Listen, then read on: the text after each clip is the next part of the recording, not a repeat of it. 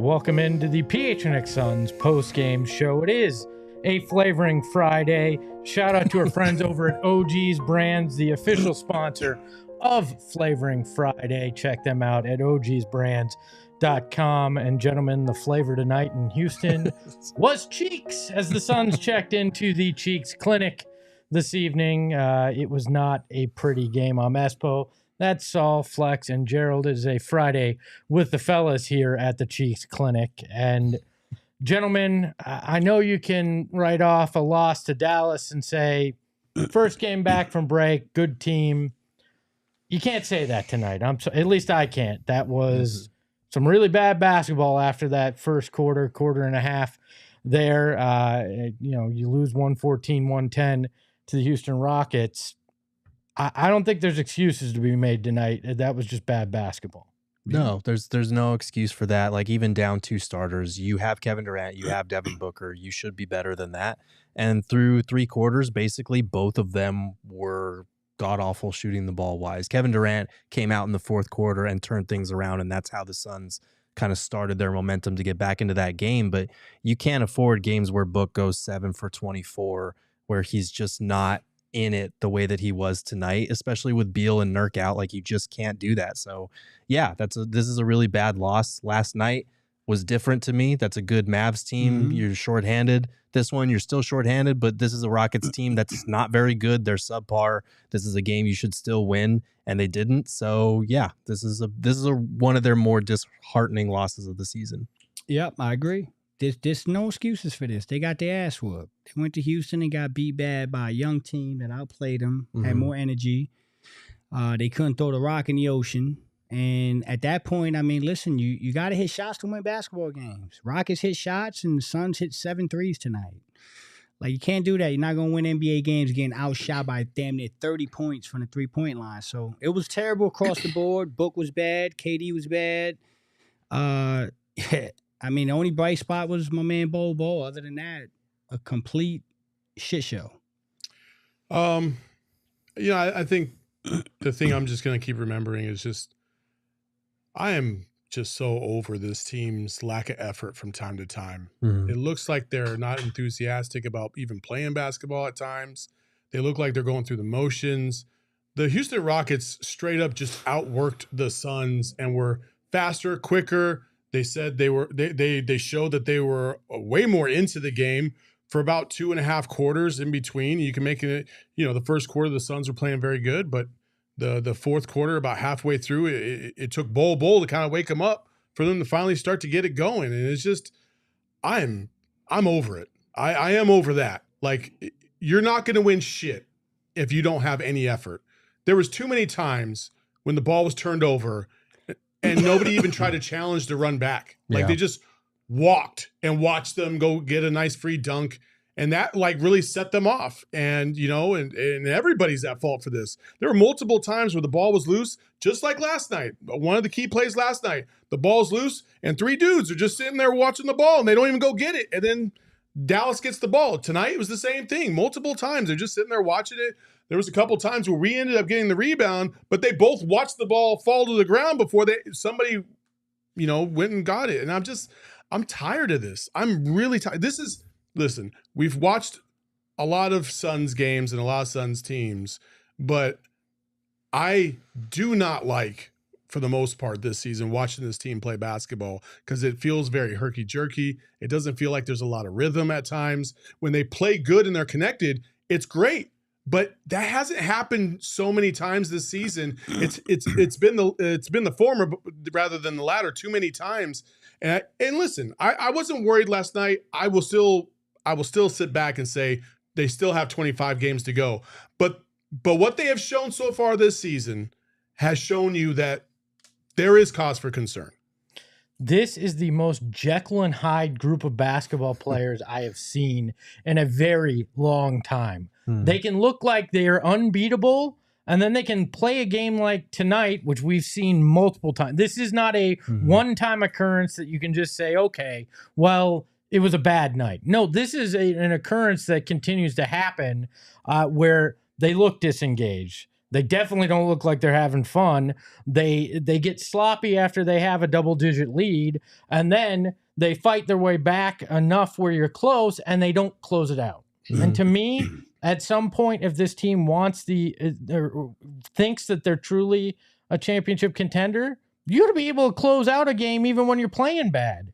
Like even when you've had a terrible shooting night from beyond the arc, and you've got an opportunity in the last minute, you got to find a way to win it.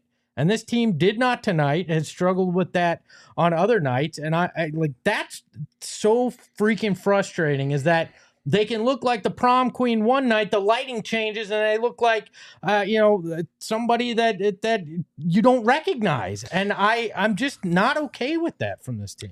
Here's what's so disheartening to me about this loss and so many others that we've seen when they have been shorthanded, because I will still stand on the fact that like when they are fully healthy, this is still a team that can get there. They're not there yet, which is why we need them to get healthy so they can have those reps together.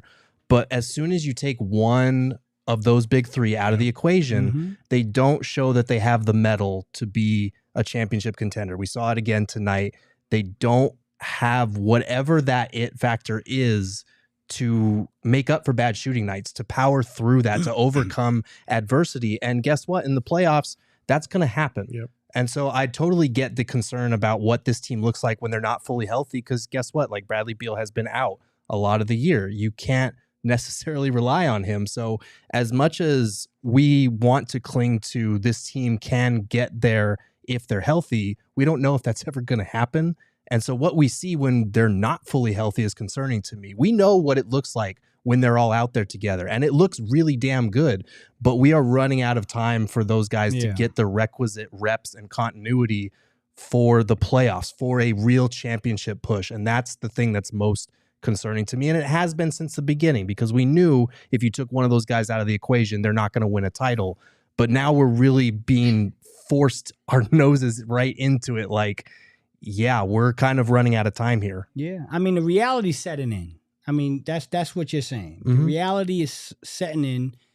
This team, if they don't have the players and they're fully whole the way they were constructed to be, not a good basketball team. If they don't have that, listen, when they're fully healthy and they're put together the way they're supposed to, it's a different team. But if without the big three, you're not winning nothing. You shouldn't need Bradley Beal and Yusuf Nurkic to beat the Houston Rockets. No. I'm not saying you should. I'm not saying you should. I'm just keeping it. This is my opinion. Y'all could think whatever y'all want to think. This team with the big three, fully healthy, can win basketball games and be competitive and compete. Without one of the top three, just not gonna do it. They're not built that way. They're just not built that way. Yeah. And so I don't know what else to say except if they're not gonna have the big three, they're not gonna win a championship, and they're not gonna be a good playoff team. I mean, it does feel like we're getting to the point where we're like, everything has to be perfect for this team to play hard. It might have to be. And I'm not even talking about how they shoot or how they pass the ball. I'm just talking about straight up effort, point blank. Yeah. And then also, let's get to this. I don't understand what the fuck they do on offense in the fourth quarter sometimes. With a little bit over a minute to go, the ball swings around. Somehow it gets to Eric Gordon, who the ball should not be in the hands of at all in that moment. It should be Book or freaking Kevin Durant. Hell, even Grayson Allen was at least attacking the rim to some degree and getting others involved. You saw him dump off to Bol Bol for a foul and an one.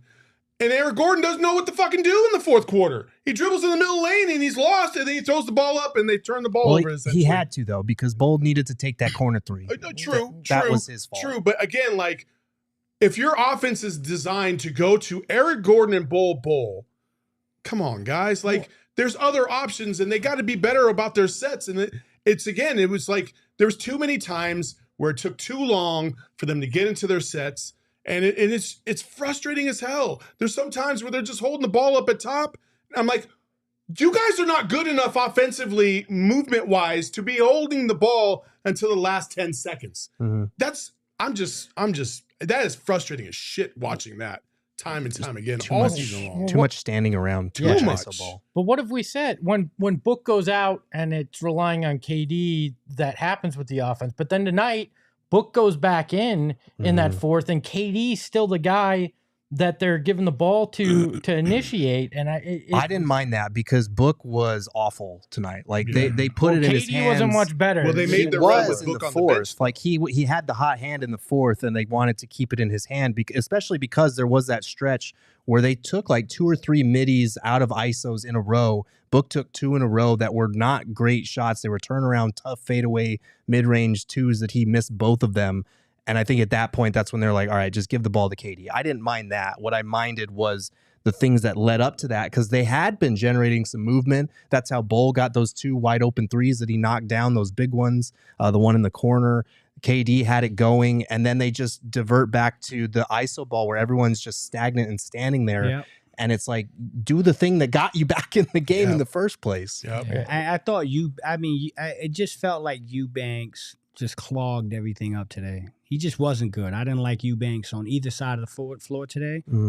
And I feel like you start to see how when you have a center in there with those guys that is not a three-point shooter, that is not even a threat to shoot the 3 ball, it just gets everything dysfunctional. And so, yeah, it was tough. I mean, Bol Bol comes in, he spreads the floor, you make a run. Right? There were times in the game late where I didn't understand why Eubanks was even in the game. There was a time down 3 with 7 seconds where you got to get all your 3-point shooters in the game, and Eubanks is, for some reason, in the game. I didn't understand that. They needed him to set screens. You need somebody to set screens. I get that, but with 7 seconds, dog, you got to inbounds the ball. I mean, you can get Royce, you can get Thad, you can get somebody to set a screen. I don't think Eubanks the only person that can set a screen. I see what you're saying, but in that moment, I'm trying to get a 3 up, and you know they're gonna foul, so you don't have the time. It's got to be a quick hitter, a play out of timeout. I'm ready to meet Frank Vogel at a pizza place. That's how I'm feeling right now. All right. Yeah. Frank, meet me at a pizza place. We need to have a discussion. Why don't we take a look at what's in the box? Brought to you by our friends at Desert Financial Credit Union, Arizona's #1 credit union, named by Forbes. All right. So 110, 114, L in Houston. 3-point shooting, we talked about it. 22% for the Suns, 33% for the Rockets, plus 24 from the 3-point line tonight from the Rockets. The Suns, 7 for 31. I think at half they were 4 for 22. Yeah. I mean, that just ain't going to cut it. Otherwise, the box score is kind of tricky tonight. You look at the rebounds, Suns out-rebounded them by 4, 58-54. They control the turnovers, 10 to 14 tonight. Fast break points kind of did them in a little bit, 19 to 10, but just an odd basketball game, because if you didn't watch the game and you just looked at the box score, you don't know, aside from 3-point shooting, you kind of question why the Suns lost this basketball game. It's tough because they only had 10 turnovers, but all 10 of them were in the first half. Correct. And you can't put yourself in that position there. Like that run that they gave up to close the first half was what put them in this hole. And it just felt like they never responded after that until it was too late. And the 3-point shooting, like, you can't shoot 23% from 3 in the NBA and expect to win, especially when you're minus 14 in 3-point attempts to a team that's 27th in 3-point efficiency. Like, you're not playing the numbers game. You're letting a bad 3-point shooting team just beat you by sheer volume, and that's a problem. And they shot worse than their season average from 3 tonight, which is insane to me. What is the difference here is Devin Booker and Kevin Durant going 1 for 11 from deep. I'm sorry, if you're both superstars in this league, you can't go combine 1 for 11 from deep. And Kevin Durant going 1 for 7 from deep, and a lot of those coming in that stretch where Houston closed that gap and took the lead is just unacceptable. But Book also has got to be better out there from deep. This team needs both of those guys to be clicking to win, especially when you're down Beal, when you're down Nurk, two guys that help make that offense go. You have both those guys, because the thought was, if Devin ain't hitting, KD is, or if KD ain't hitting, Devin is, right? Yeah. But they both went ice cold tonight. Yeah, that's why you lose basketball. Your two best players go ice cold, you're gonna lose, and then you compound it by having Beal and Nurk out. Like, it ain't gonna work. These guys are some of the best players in the world, and when they have nights like this, you're gonna lose. 1 for 11 from 3 from Devin Booker and Kevin Durant, you're probably gonna lose. Yeah, especially when you're getting 1 for 5 from Eric Gordon, and Correct. Royce has been struggling the last 2 games. We've talked about how he can be a streaky shooter. The first week he was fantastic. Since the All-Star break, not so much. He was 0 for 4. I thought early too. I was a little disappointed. I had no problem with that today, but I thought early when the Suns got up with that big start, 20-6, I think. He checked in, and it was like 5 possessions where Book was just trying to do everything he could to force the ball to him. It was everybody. And Durant did it too. Yeah, they spread it around pretty good, but it was Book that kind of started it. And then it was just like, there's no wonder why these guys came back. You just left the door open because you tried to get cute and try to implement a guy in a game that you thought you were probably going to win by 50. And the Rockets punched you in the damn mouth. Well, it took a Herculean effort by KD in the fourth to just get them back in the game, too. I mean, He comes up- how about Bol Bol? Bol Bol, too. Yeah, it was more Bol Bol than into Kevin Bol Durant. Bol, He hit a but couple no, shots for sure. KD started it. Yeah, KD went on a He started started run to start it. He So started it, but had the second Bol half of Bol his went life. on like 11-point run by himself. I get it, but Without KD Bol Bol, we Without get blown Bol out by Bol, we get 15. blown the hell out. Yeah. Kevin Durant did his thing in the fourth, Yes. but I am not looking at that game saying Kevin Durant is the reason why we made it. Was Bol Bol. Okay. But I got you. Go ahead. Flex, you know the saying, go out and touch grass, right? Yeah. I'm not Go telling you ahead. to No, go go ahead, F bro. off. That's not what I'm Kinda saying. sounds like I'm Go just ahead. saying, I think we all could use going outside and touching some grass and getting away from it all tomorrow. And our friends over at the Arizona Lottery, they got a great new promotion that they're doing with. Is there a lot of grass in the Grand Canyon? Well, there's grass in the state where you can go visit. There is.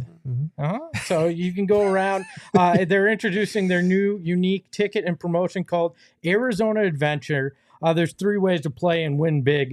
You can buy the lottery tickets that feature 3 iconic landscapes, Picacho Peak, Monument Valley, and Camelback Mountain. And you can win up to $50,000 in prizes in those tickets. And you can also check in at geolocated adventures at 10 destinations across the state, from Flagstaff, where there's plenty of grass, to Yuma, where I don't know what there is in Yuma, but I'm sure there's something. So visit ArizonaAdventure.com for details and directions. The Arizona Lottery is not just about playing games and winning prizes. It's also about giving back to the state and its communities. Visit azadventure.com for more information on how you can take an adventure for a chance to win $1 million in cash and Arizona travel prizes. You want to know something? Another thing that I think that jumped out at me Is this an ad transition? Oh, I'm sorry. No. You know another thing that jumped out to me, Flex? The new flooring here in the studio. Go ahead, that jumped out to me, and that came to us courtesy of Empire. This is Flex's first episode. They come in pairs, my friend. My bad. 2. My bad, dog. My bad. He's like, no. We need to talk about No. this. Hold up. You know what else stood out to me? The Suns had I'm having a shitty night. The Suns I'm having a shitty show right now. Well, you know what'll make you feel better? Some good flooring from our friends over at He needs Empire some good today. wood is what he's saying. I'm Go not ahead, saying it was that. there. I'm not saying that. But Empire today is the best place to get new flooring. So of course they have plenty of copycats, but they have the best quality. Don't believe any of those other shysters selling you wood flooring and carpet. No, it's our friends over at Empire today. They may not have the lowest prices, but but they're going to have the best quality service that you can find. So make sure to head over to Empire today, and you can schedule a free in-home estimate. All listeners can receive a $350 discount from Empire today. Can I start this next segment? No. Yeah, go ahead. Go ahead. What do you want to start with? I think it was absolutely egregious after what we saw tonight that Bol Bol did not play last night at all. Not a single second, not a single lick. Watching what he did tonight, man, I will say I haven't really questioned much of Frank Vogel because everybody blames the coaches for everything. So I'm like, it's just, I'm not doing that. Mm-hmm. But you got to play Bol Bol last night. Because, hell, if he gives you a sliver of what he gave you tonight, hell, who knows? That spark was everything to this team tonight. It was. Yeah. I'm still disappointed in Frank Vogel for that. Pre-game, we talked about blessings in disguise. I mean, the losses hurt. I mean, you don't like to have a back-to-back losses like we did, and especially losing to a team that you should beat. But, yeah, sometimes the blessings in disguise or things like that. Bol Bol just showed you that he can impact a basketball game. Like, he really can. He can change a basketball game. Now, the question is how consistent and how much can you rely on him to do this? If he follows this up against the Lakers with a similar performance, now we got something cooking. Now you got something to talk about. But until I see it in multiple games, do y'all know who's... But you can't have multiple games if you don't play the previous game. No, I get that. And the other thing, too, Thad could have played last night, too. He wasn't great shooting, but got 8 rebounds tonight, multiple offensive rebounds. That's another guy that I mean, I know he was brand new, but he hadn't gotten any practice time between yesterday and today. So, last night it felt like you needed to try to throw the kitchen sink at things. You didn't do it then. You do it tonight, and it was too late in this game. But yeah, Bol Bol was fantastic tonight. He was the spark, in particular in that fourth quarter. But Gerald, what did you see that you found so encouraging that this team could build on with Bol Bol in that fourth? I felt like offensively he was really good at reading, except for that one possession late in the game where I thought he should have taken the corner three. I thought he was really good at reading when they're letting him take the three, and he would take the three. And when they're closing out, he hit him with the pump fake. He had multiple buckets where he went for the pump fake, drove right around somebody, and had a wide open dunk or layup from there. He was really good just operating in those spaces when he was able to attack closeouts. And defensively, I think he kind of got things started for the Suns. Like when they were able to get stops, that's when KD was able to get out and get more advantageous looks on the other end. That kind of sparked KD in a way because of Bol Bol's rim protection and his switchability there. So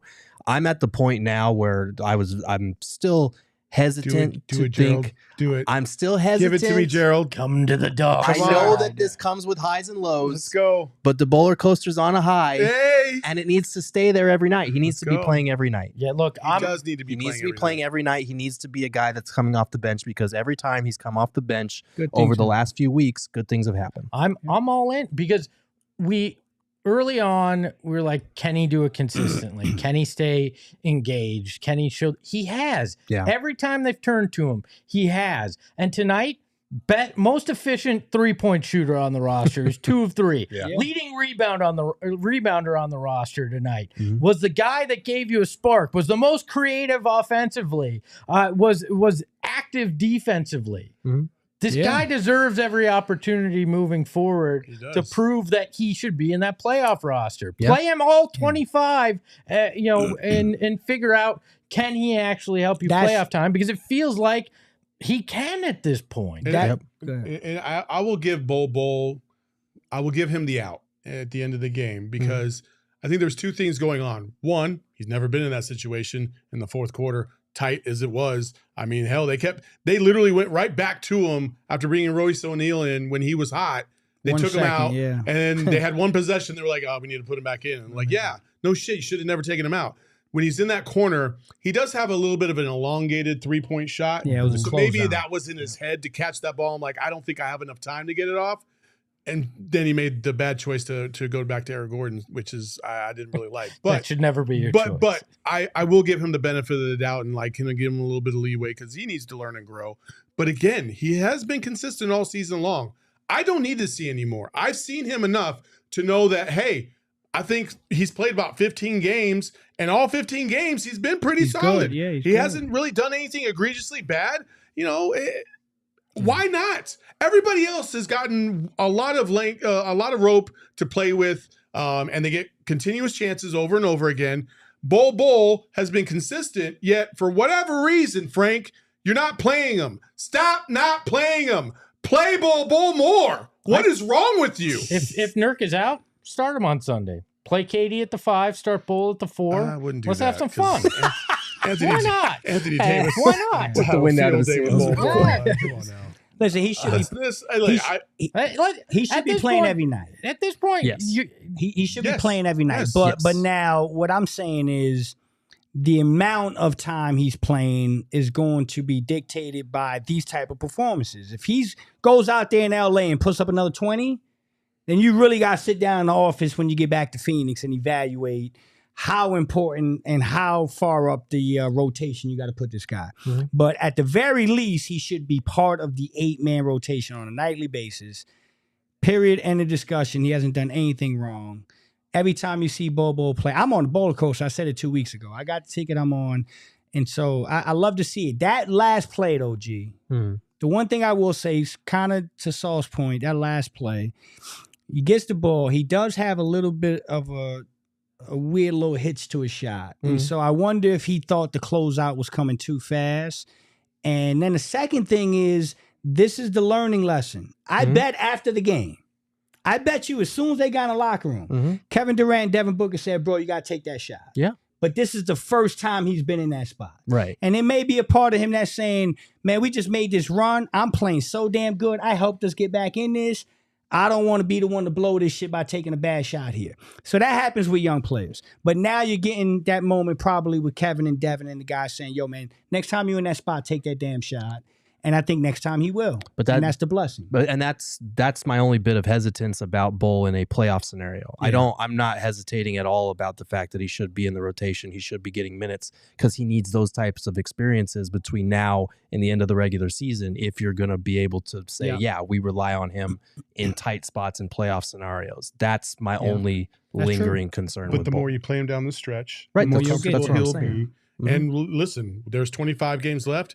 It feels like from this point forward, just about every game is of the utmost importance. Yeah. So you're going to get somewhat of first of all, there will be pressure on each game. And it will feel a little playoff-like because of the pressure that's on yourself as a team. It might not be dictated by the other team and how they play, but yourself, you got to win all these games. You had a golden egg right here with the Houston Rockets. 3 of your 4 games are against that team, and you drop the first one. You can't afford to lose games to the Houston Rockets from this point forward. You just can't, because then you're going to drop. They're already dropping to the 8th seed, where yesterday before the Mavs game, they were in number 5. So you've got to play with some urgency. I hope they start to do that, but man, this is rough to watch. Yeah, you were hoping they could win those 3 against the Rockets, so you had a little wiggle room with that Lakers game, but you don't have that. Well, now you got to. But let's name. We'll get into it in a little while. But let's name Bol Bol our big bright shining star. I'm a big, bright, shining star. 25 points, 14 rebounds, 2 of 3 from deep. Looked good defensively. He earned it tonight for sure. Absolutely. He was fantastic in all facets of the game. And even in the first quarter, it felt like, or the first half, it felt like he was the reason that they had some sort of life and some sort of spark when the Rockets came back. And then that was even greater in the fourth quarter. So he was the best player on the court for the Phoenix Suns tonight. Yeah, he's the best player on the court. And he hit big shots. Those were big shots. Right. I mean, the one corner 3, the other corner 3, the step through and one, like the little floater in the paint. I mean, dude literally went on an 11-point run by himself. So, I mean, he was the best player on the court, and this is a confidence booster. He can play, man. This is a guy that the Suns have to be very careful with how they handle. Because now that he had this game, the next game and how you handle him dictates a lot. He's had games like this in his professional career. He's played games like this with the Magic. And it was the next game that went down the toilet. And then you lose all that momentum. It's going to be very important to see how the Suns handle this type of high and see if they can get him consistently feeling good about himself, because the kid's got talent that only a few people on planet Earth got. Or maybe Frank won't play him on Sunday, so If he that can't happens, have I'm that gonna game, and then he'll have a good one the next game. A lot of super chats, guys. A lot of super chats. Well, let's hit some of them. Travis L in the chat says Bol gets 10 straight points, gets us to 198, and then the next 4 shots are book KD misses. Where Bol doesn't even touch the ball. Why? Killed the momentum. I can't believe we're sitting 25 games left in the season. And I get it in the context of tonight, but if I had told you this, 60, 55 games ago that we'd be reading this right now, you would have looked at me like I was insane. Here's what I will say is I didn't like the Booker turnaround mid-range shots there were 2 of them in that stretch, I think. But Bol Bol is not the guy you pass the ball to and initiate the offense. He's the guy that's getting it from ball movement and attacking from there. You need someone to start that. And I didn't like the fact that Book and KD in those situations didn't start it. They just went to attack one-on-one. That was my bigger problem. I agree. Yeah. Cameron Thompson with the $5 super chat says the only good thing about this game is that sweet baby angel Grayson won my bet. The first made basket as other for plus 9,000, which turned $10 into $910. You should have made that bet. So. Good for you, Cameron Thompson. I was rooting against my money tonight. No, okay. I was really rooting against your bet on the show, and then I remembered you had actual money, and I stepped back. I mean, because I don't want you to lose actual money. I think the buzzer had sounded. Yeah, he was like, "Oh, my bad. I really wanted you to win." That was with like 4 minutes left. I was like, "Oh wait, you got that actual." Like I don't remember seconds. that. No, I don't recall that. No, but you know what? The hell with it. I don't care all that much. Trevor Begay said, EJ Wright, don't want to hear back-to-back as excuse. Definitely not right now. Houston had a freaking week off. Well, Houston played back-to-back. Yeah, So what are we talking about? I'm sorry, you had a week off. I don't give a shit if you played back-to-back games in the last 2. Gordon Beaver, $4.99 super chat. Wasted a Super Bowl masterclass. Book looked uncharacteristically bad. #cheeks. Yep. Can't afford it. No, no excuses. Jacob Lucas, $5 super chat. Choosing the flex optimism approach tonight by focusing more on my stoke for Bol Bol and not my seething anger. On to Sunday? That's how I'm doing it. That's how I'm doing it. Half glass full for everybody. Mark Moreno, $10 says, shame on this team for ruining Bol Bol's legacy game. That is right. That is absolutely right. The anonymous Buddha with the super chat says, let's be honest, we exhibited certain characteristics all season: unseriousness, careless basketball, lackluster effort, callous attitude, lack of desire to win. These bad habits stick in the playoffs as well. Effort greater than talent. I believe that was one of Monty's sayings, right? I don't know. It's tough because, like, they're just, you said it, Jekyll and Hyde. When they're fully available, they're a 70% winning team. Yeah. When they're not, they turn into a team that just looks like they don't care. It's weird. Yeah, I hesitate to say this because I don't want to say that this is what they are, because I don't believe that this is what they are. Right. But that is a very front runner mentality to, like, we could only play hard and well when everybody's at full strength. Like, that can't be it. Yep. Like, and that's when everybody else has to step up and play harder. And that's, again, I think if there's a theme this season that I have not liked, it has been the lack of effort and hustle from time to time in some of these games. I mentioned it yesterday. You know, there was a couple comeback wins that they had against the Kings, and there was another team, the Bulls, right? And you got lucky because you played with a lot of effort towards the end of that third quarter into the fourth quarter, and you see how great you can be even if you're not at full strength.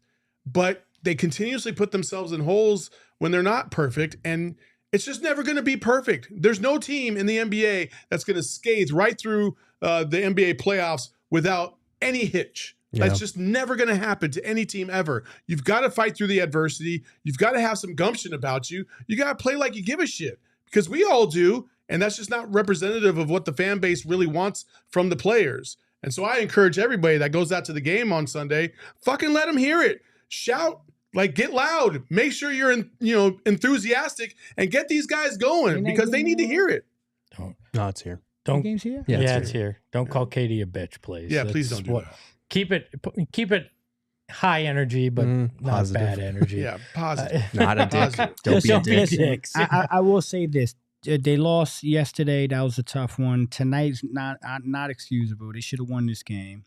You mentioned they got 25 left. You said the 3 versus the Rockets are ones you chalk up that you got to win.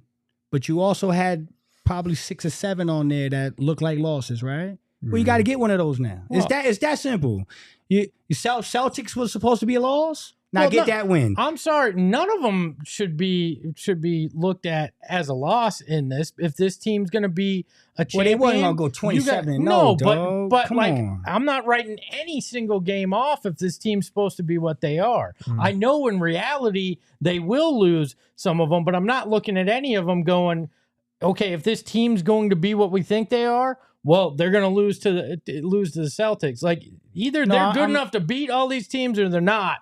At this point, and look, I don't want a team that's waiting to flip the switch until the playoffs. Because guess what? That switch gets stuck for a lot of teams when they sit there and just wait for it. I want to see it in the last 25, 20 games where you show it and you lock up some seeding that you feel comfortable about and get into the playoffs on a high, because this team can't back into the playoffs and then hope to accomplish what they were put together to do. If the team played in Houston is in the playoffs, we're going to get swept in the first round. Yes. Right. That shouldn't 100%. Be the team. That shouldn't be the team that we're going in the playoffs with. It shouldn't be. Right. Hopefully they're 0-5 without Nurkic this year. You could say excuses. You could say whatever the hell you want. Yusuf Nurkic missed 5 games, 0-5. Okay. So I like to believe if Nurkic played tonight, maybe they could have won that game. I will say this real quick, Espo. You've got to establish good habits. Yeah. You have to. And this team is not establishing good habits consistently enough to think that they're going to carry it into the playoffs and turn this switch. Not right now, they're not. Now maybe those last 25 games they can start to develop those good habits. But all season long, they've been like this. They've won 4 or 5 in a row, then they lose a couple games, and then it's been a roller coaster all season long. And now they had a little run before the All-Star break, which is great. Then they come out of the All-Star break and they drop 2 right off the bat, and it's like, all right, guys, you got to stop with this foolishness. Like, you got to be consistent. I'm okay if they lose games. I don't give a shit if they lose games if they're playing at a high level and doing everything with effort and purpose. But they're not doing that. They don't have good habits right now. They're walking sometimes. They're watching guys just do whatever they want to do. You got to play with a lot more effort and intensity than they have shown coming out of the break. Well, and this was a team with essentially just KD and Book at times in the playoffs last year that took 2 from the Nuggets. Like they were a team that with Book and KD last year went out there and won. What did they win? 9? Their first 9 games together. Like Book and KD should be enough to win games like this. So I get that Nurk is a connector and a huge piece, and Bradley Beal is important, but those 2 guys should be enough. Michael with the super chat, similar to what we're talking about. 25 games left. I see 10 games we win. Damn. Okay. I'm not that down. But it's certainly a little more challenging than we thought with the 27 coming out of the All-Star break. We'll do one more here, and then we'll get back to super chats in our final segment. But Anonymous Booter says, how is Flex calling them a playoff team? I don't get it. They don't have the attitude, health, or hunger for the playoffs. 25 games left, and they're the 8th seed. Flex, I will allow you to respond. Isn't the 8th seed a playoff team? Yeah, I don't know. I'm having trouble. Isn't that by definition a playoff the top 10 teams technically get in right now? I'm looking at that. I'm having a hard time figuring out how to answer that. But I will say I still believe this team is absolutely a playoff team. I do not think that losing yesterday and today means that they're going to be an 8th seed. And I still am very confident that when healthy, whole, and everything is right, they'll end up, if they can stay healthy, they'll end up in the top 6 in the Western Conference. And if they go in there with their full roster, they're going to compete in the playoffs. If they're not healthy, they're not. I mean, that's just it. If they're not healthy, they're not. We said this last night. Like, we got to stop looking at seeds and standings because you go on like a 3-game win streak, you could easily be back in the 5 seed in like half a week. So this whole thing's going to change a million times. It's going to change a lot. We got to just look at games back. That's the most important thing. They're only 1 game back of the 5 seed right now. They need to be better. Tonight was terrible. There's no getting around that. But to say that they're not a playoff team at this juncture, that's overreacting to me. The only thing that you cannot afford to do is go on a bad run. Yes. Oh yeah. Yeah. You lose 5, 6 games in a row. Right. Then you will be looking at the bottom up. But I don't expect that to happen with this team at all. No. Right? If you got 2 more against Houston in the next week, if you don't walk away with 2 wins at least there. Then we can have a different discussion. I could see them winning the next 3. I could see them taking care of the Lakers with Brad and everybody back on Sunday, winning the next 2 Houston games, back to 3. That's what I'm saying. And you win 3 straight, and you're probably sitting back at 5. Yeah, we're back at 5. So flex. Yeah, 25 games left. More or less than 18 wins. 25 left. I said they were going to go 19-8 the other day. So yes, more. They're still going to go 9. I think they're going to get it together. They're going 19-6 in the last 5. 25. Yeah. So 19-6 in the last 25. More or less than 18. I think it's going to be 18 wins. Yeah. I think it's going to be less. Yeah, I'm going to go less. All right. Well, you know where you can actually do that? Where? At Prize Picks with our fantasy hoops friends over at Prize Picks. I got to tell you, I won $50 the other night. I had $250 on the line last night. I hit Jaylen Brown more than 20 points. I hit Luka more than 24.5 points, which was a special they were doing. I hit Booker over more than 37.5. Right? Or 37, excuse me. And then I had freaking the point guard in Boston. Said it, yeah. True. Drew Holiday for more than 10 rebounds and assists combined. And he got 9. Damn, boy. But that's brutal. I had the little flex play on there. That's right, you did. And I got 0.75 times my money. So I saved a little cash there. I love Prize Picks. I've had a hell of a lot of fun with it, and they got a great offer when you download the app or you go to prizepicks.com/PHNX. If you use that code PHNX, they're going to deposit match you up to your first $100. It's just that simple. That's prizepicks.com/PHNX and use that code PHNX. It's daily fantasy sports made easy with our friends at Prize Picks. And you know what's even easier? The inner circle with Circle K. You want to save some scratch when you go to the gas pump or you're buying snacks, you can do that with the Inner Circle app. It is super easy. Just download the Circle K app, sign up for Inner Circle. You're going to get 25 cents off per gallon on your first 5 fill-ups. Then you're going to get 3 cents per gallon every day until you hit that ESPO level, and you get 5 cents off. You can tell them you want the ESPO level. They're going to look like you're insane. They won't know what you're talking about, but you'll get there. And then you're going to get every 6th free on a selection of Circle K products like pizza, coffee, and ice cold fountain drinks. Join Inner Circle for free by downloading that Circle K app today. Terms and conditions apply at participating locations. Visit CircleK.com for details. Let's take a look at the standings for our bets, which we're all in the Cheeks Clinic tonight as well. Stahl remains in the lead with 168.76. I am in second with 93.50. Lindsay in third at 47.23. And Flex, you okay over there, brother? Yeah, I'm good. I'm good. Every time I turn my head, somebody robbed him again. Minus 96.01. You taking a picture of the screen or what? No. I feel like Flex feels like he's on the corner in Jersey and got jumped for his money again. Like this is not a good look here, Yeah, Flex. no, I'm struggling, man. I'm struggling. Y'all kick me when I'm down. Saw you came See close. how y'all I to didn't that. say anything. Okay. I just asked you if you were taking a picture. No. I was. He wants because he wants to remember this. Nah. Maybe he was taking a picture of the moment. I need some motivation. Click. He goes home. He's like, "Yeah, I gotta get this shit right." I was texting the super producer. You fell 2 Grayson Allen points short. 3 of basically you would have laughed. If you would have hit everybody. tonight, I promise you, I would have just bailed out. You would have been done. I would have just been like, yo, I'm bailing out. I'm taking Suns money line the rest of the season. I bow gracefully. I'd have been plus 325. Thank you, Jacob. You would have kicked our ass there. We talked a little bit about the standings, but I want to look at this.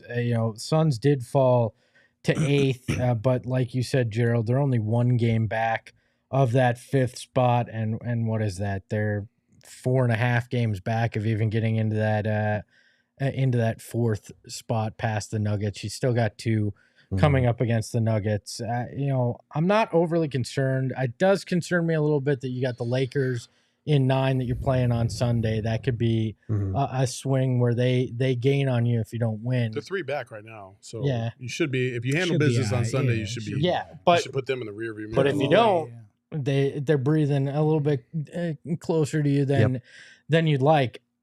I feel like Sunday, it's not a must win, but you gotta take care of business at home. If they're if they're healthy, if they're healthy, I'm with you. But if they gonna roll out this team and Beal and Nurk ain't playing, I mean, I don't know if they're better than the Lakers. I don't know if they're better than the Lakers. This team we saw tonight. Well, okay, No. Okay, if they play like this, no. Yeah. But this team tonight that we saw shouldn't have played like this team tonight. No. This should be an outlier of a kind of game, even with just this squad. Like, if Devin Booker and KD go 1 of 11 on Sunday from 3-point land, we got a hell of a lot more to worry about than just Nurk and Beal being out. If I told you before the game, Drew Eubanks was going to outshoot KD and Grayson Allen from the free throw line, would you believe it?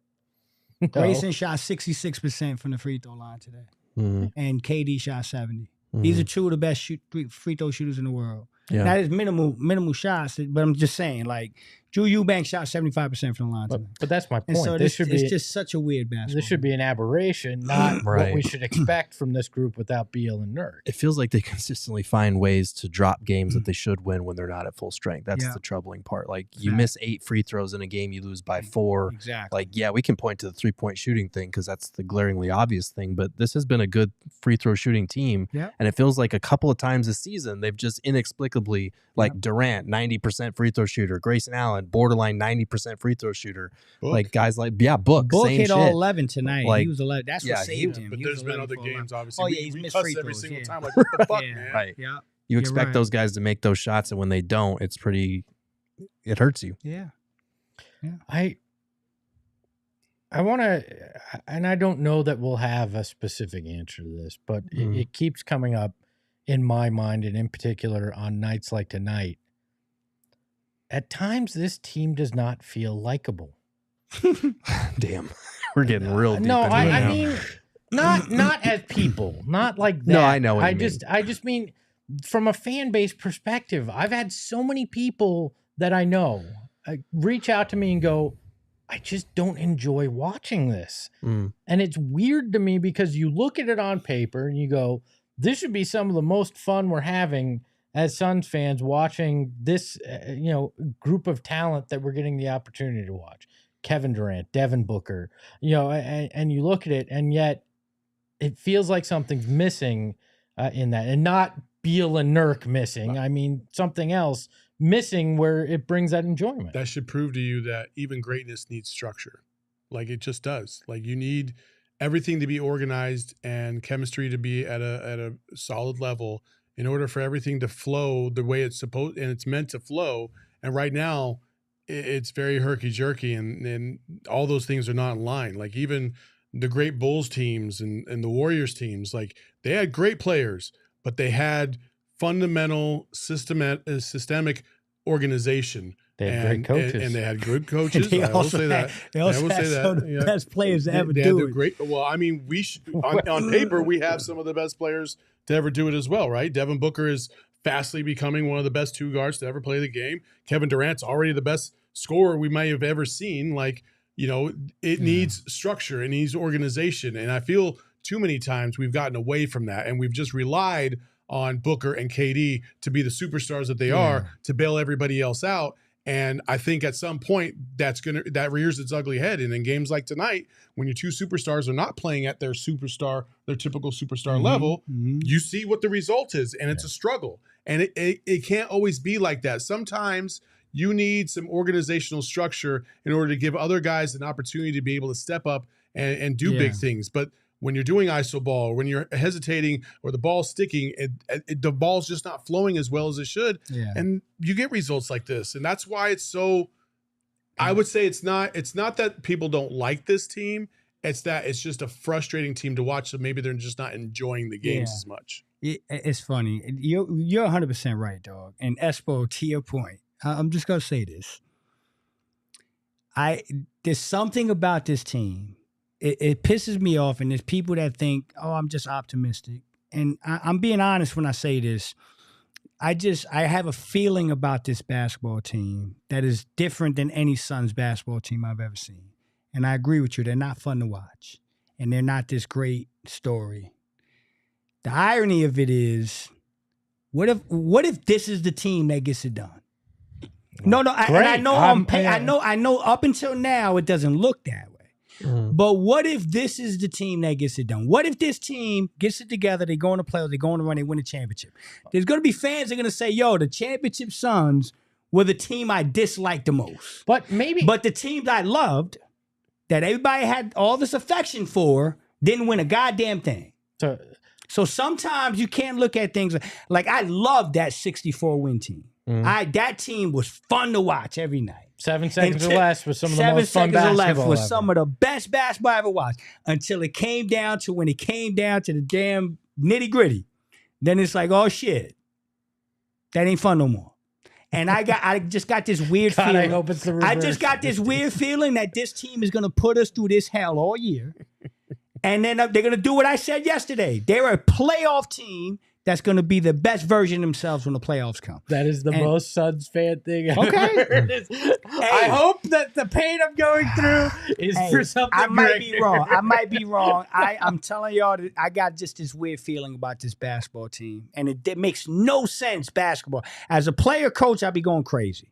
But as somebody just from the outside looking at it, there's just something strange about this basketball team. Go ahead. Say we're just listening to the show. Look, I think collectively this fan base has been burned because, like you said, that 64-win season ended in the most traumatic fashion possible.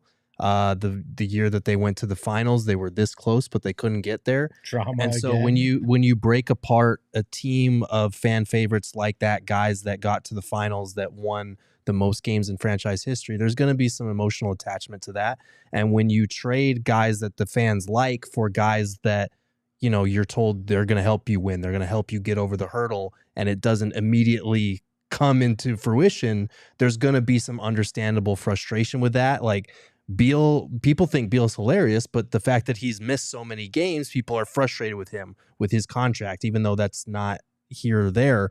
Like KD is a more reserved superstar. It's harder to connect to a guy like that sometimes because that's just part of his personality. It's who he is. You bring in a bunch of vet minimum guys that nobody really knows who they are, and half of them are shipped off at the deadline because they weren't playing well. Like, I think that some people were having fun from late December until before the All-Star break when this team looked like the team we had been waiting for the team that was going to get over that hump and build those reps together and be a title contender. And then right out of the All-Star break, we're back to where we were in November with key guys being out, this team struggling to find ways to win against opponents they should be able to beat, even shorthanded. Like, it sucks, but that's kind of, I understand the fan base's frustration. I'm not giving up on them as a title contender, but that window is closing in terms of how many games can you get fully healthy? Can we even believe that they'll be fully healthy for the playoffs? Like, it's natural to run out of faith at this point. Well, Gerald, I got an ad block for those of you that are struggling with faith. Our friends over at Four Peaks have the best local beer that you can get. I'm a big fan of the Peach Ale. I got one right over here, but they've got a great new beer that they partnered with Bad Birdie for. It's called the Bad Birdie Juicy Golden Ale. It's super drinkable and the perfect companion at the tee box or in your fridge. So visit fourpeaks.com/locator to find all your favorite beers and events, and check out at Four Peaks Brew or Four Peaks Pub to keep up with the latest at Arizona's hometown brewery. Must be 21 or older to drink Four Peaks, and please enjoy responsibly. And then the other companion that can help you after you have some blues is our friends at OG's. They just launched 2 new products. One for our friends that are vegan. Their vegan gummies are made with live rosin, and they're available in the amazing flavor Sweet Clementine. And also the Big OG's, a mega version of the Raspberry Orange RSO, one of the company's most popular products. It is 100 milligrams of THC, but don't take it all. It's sliced into 10 different slices that Kinda you wanna can take it enjoy. over, Yeah, I mean, why don't we just split it between the four of us? Why don't we do and that feel one a day? little Why bit don't we better. all just take a slice one day? First of all, I my might be knocked my out man. here, right? I don't think you want to see God tonight. To learn about OG's gummies and where you can find them, head over to ogsbrands.com. No seeing God guaranteed. Let's go to the super chats here and wrap these up. Libertarian Sasquatch says, at some point, you just are what you are. Which is, we don't know what they are. I feel like we it's know what still they a are rumor. when they're healthy, and we know what There they you are go. when they're not. Psycho Blue says, Basketball Cthulhu wants to know who's getting fired first in May. I don't know. I'm not going to. Yeah, anyways. Blank says, we need voicemail Ishbia to have a chat with Vogel. All right. Thank you, Blank. I don't know what that means. I don't know. Jacob Winkler says, Suns are not a serious team. Same not a shit serious all team. year.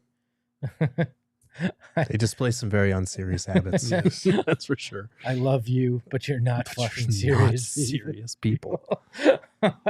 Hyper Bruv says, one of the most frustrating games this season. Booking KD's a stinker, yet still winnable, is insane. Bol Bol should have been used in the Mavs game. Ugh. 100%. Great super chat. I don't know. I still think one of those that Spurs loss early was probably just as frustrating, but I understand. We got Texas two-stepped. Yeah. Damn. Miguel says, don't mess with Texas, Espo. It ain't a rivalry. All right. What? I mean, I don't think it's a rivalry with Houston. Maybe Dallas. You could. It argue. hasn't been since the mid '90s. No, I it don't wasn't think. even then. They kicked our ass then. That's true. Too, so, Haas, is it stupid to say? Kicked our ass? I don't know about that. Yeah, you were up 3-1 and 2 lost. games, 7 losses. Yeah, Game 7 losses. Yeah. That's Yeah. not getting your Yeah. No, ass. that ain't getting your ass kicked. No. They won both those championships. You should have won. You one know Jordan what did. Game 7 got your ass kicked? Yeah, is? Dallas. I All right, remember there you that go. too. Haas, is it stupid to say realistically we should be happy with a home play-in game at 7th, considering the difficult run home? It's actually hard as shit. We're down bad. We're now going, wow, it's a successful season with a home play-in We game. made the play. We got home court advantage. Get those home playing game tickets. Got home late from work today at fourth quarter. Was not sure how to feel when wife told me Phoenix was losing, but Bol had 20 plus points and 14 rebounds. Always good getting to hear you guys after, though. Well, thank you for that. Appreciate that. Appreciate you, bro. Tim with the $9.99 super chat says, our bench had 28, Bol Bol had 25. Yay, Shit. Bol! Rest of the bench was Cheeks Clinic. True. Yeah. That is fair. 100%. 3 points between 3 other guys. That's bad. You mean 1 point per guy isn't good? Well, Kogi didn't score, but yeah. D Nice Sandoval says there is still way too much one-on-one basketball. They are at their best with ball movement, utilizing all their weapons. 100%. Amen. Yep. Amen. I mean, that's what it comes I'm down so to. tired of the one-on-one bullshit. Mhm. Ilya says this game is on KD and Book, never getting hot, and no threes. Yep. It was pretty much that simple. In a nutshell. And Khalil 2025. A great night for Bol. Why Roddy haven't played? He's not. Roddy. He's not going to to make a No. difference yet. Big body Roddy ain't playing unless you're down big or up big, unfortunately. Those are all our super chats. Did want to mention one thing before we do go. It is a congratulations to Kevin Durant, who moved to 9th in the all-time scoring list, passing Carmelo Anthony. Bittersweet, but still deserving of recognition this evening. Gentlemen, any final thoughts? Ooh, they got to win on Sunday, or this place is going to be miserable. Because then we got 3 days to stew and 3 straight losses until the next game. Don't you put that evil on me, Ricky Bobby. Come on, man. I'm just saying, they got to win. They got to win on Sunday. No, they have to. Yeah. Don't ruin our Sunday afternoon after ruining our Thursday and Friday nights. Yeah, I don't want to say it's a must win. I don't think like that. But it's a game that very much like them to win for the sake of everybody. For sanity, here. For sanity, yeah, I like them to win, and I do think if Beal and Nurk are back, they will win. And if they don't, then fingers crossed, because it's going to be a rough weekend if they don't. Yeah. Win or loss, we will. Oh, I will say tomorrow is the celebration of life for Dave King. Yes. And I want to say, like, tomorrow is going to be actually a good day because we're going to remember all the great things about that fine gentleman and a good close friend to all of us. So I just want to give his wife a shout out. She's been awesome through this difficult time, and shout out to his family. They've dealt with a lot, obviously in the last month, but they got through it, and they're really representing their family very well. And we're happy to share in this occasion tomorrow, where we get to remember the good things about what Dave King provided, not only to us, but to the Suns community and a lot of other people that he influenced. So love you, Dave. And can't wait to celebrate your life tomorrow. Yeah, it will be good to see a lot of the friends we all made along the way, in part because of Dave. So let's wrap it up here with a final super chat from Abraham. I want those gummies. The Suns got me geeking out. Go get them, man. I'm going to take a gummy and go to the sunken place. Yikes. Be down bad for real. Wow. All right, then.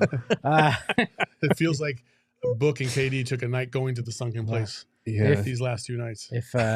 If you want to follow Saul's journey to the sunken place, look him up on Twitter at Saul_Bookman. You can follow him at Flex from Jersey. You can follow Gerald at Gerald Bourget. You can follow the show at PHNX_Suns. And you can follow me at Espo. And remember, this just sucked. Ahoy, hoy. We all silly like the mayor.